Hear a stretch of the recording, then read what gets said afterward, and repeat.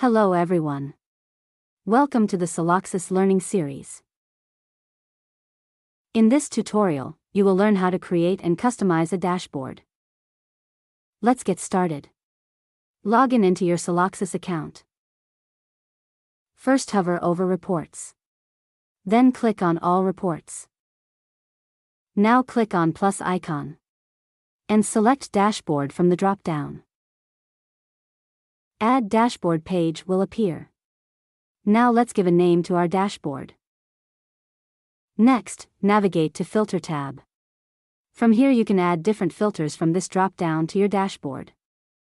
You can learn more about filters in our knowledge base. Check out the link in the description. And lastly, save. And here, our dashboard is created. You can add up to 10 reports on this dashboard by clicking on plus icon and selecting the desired report you want to add.